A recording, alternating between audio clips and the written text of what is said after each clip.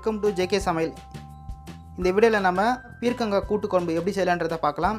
அதற்கு முன்னாடி என்னென்ன தேவையான பொருட்களையும் இப்போ பார்த்துடலாம். இதற்கு நான் வந்து 1/2 கிலோ பீர்க்கங்காய் எடுத்து வச்சுருக்கேன். பீர்க்கங்காயில் வந்து நல்லா தோல் சீவிட்டு இந்த அளவில் கட் பண்ணி வச்சுக்கலாம்.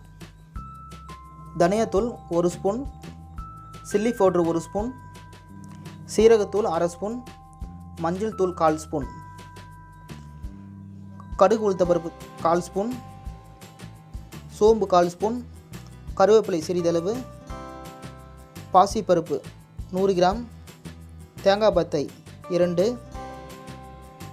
கொத்தமல்லி சிறிதளவு, சால்ட்டு தேவைக்கேற்ப, ஆயில் 3 டீஸ்பூன், தக்காளி வந்து 4 தக்காளி, ஒரு பெரிய வெங்காயம், பூண்டு வந்து 6லேருந்து 8 பல் எடுத்துக்கோங்க, 2 கட் பண்ணி வச்சுருக்கேன். சின்ன வெங்காயம் 8லேருந்து 10 12 எடுத்துக்கோங்க.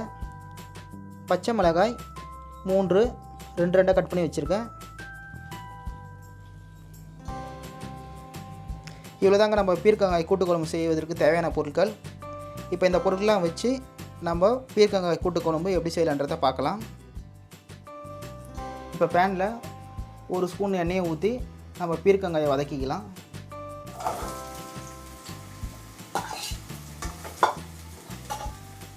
நம்ம பீர்க்கங்காயை சேர்த்துட்டு ஒரு 2 நிமிஷம் வரைக்கும் வதக்கி எடுத்துக்கலாம்.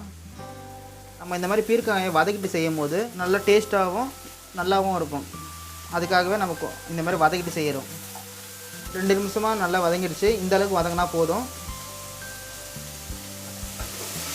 இப்போ ஸ்டவ் ஆஃப் பண்ணிடலாம். இப்போ பேனில் 2 டேபிள் ஸ்பூன் ஆயில் சேர்த்துக்கலாம்.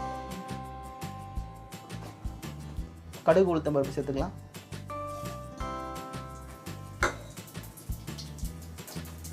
அடுத்தது சோம்பு சேர்த்துடலாம். அடுத்தது 3 பச்சை மிளகாய் கட் பண்ணி வச்சுருக்கோம், அதையும் சேர்த்துடலாம்.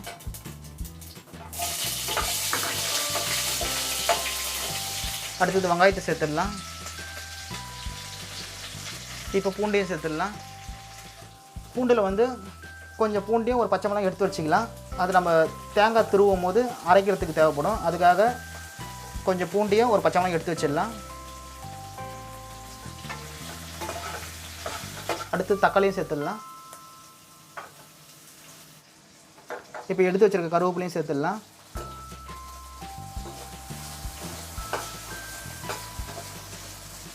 இது எல்லாத்தையும் போட்டதுக்கப்புறம் ஒரு 2 நிமிஷம் வரைக்கும் நல்லா வதங்கிட்டோம்.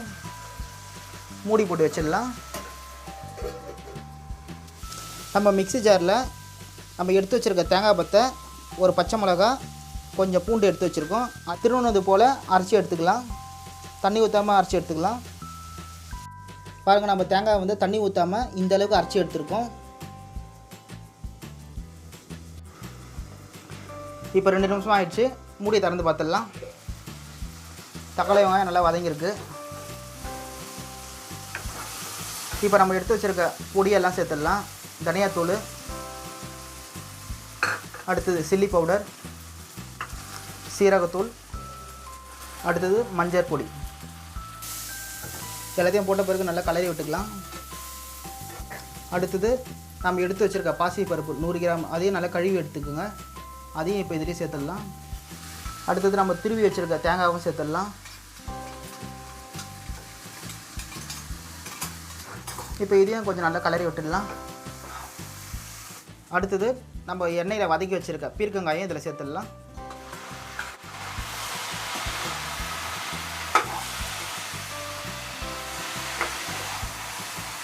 இப்போ இதையும் கொஞ்சம் கலரி விட்டுடலாம். இப்போ இதில் ஒரு சொம்பு தண்ணீர் சேர்த்துடலாம்.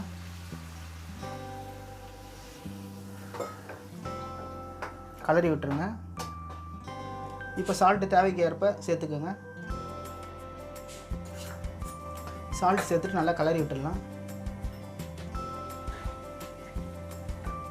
இப்போ புடலங்காய் கூட்டு குழம்பு ஒரு 1/4 மணி நேரம் வரைக்கும் நம்ம மூடி போட்டு கொதிக்க விடலாம். அதுக்குள்ளே அந்த காயம் வந்துடும். அதே சமயத்தில் நம்ம போட்ட பருப்பும் வந்து நல்லா வெந்து வந்துடும். அதனால் ஒரு 1/4 மணி நேரம் மூடி போட்டு வச்சிடலாம்.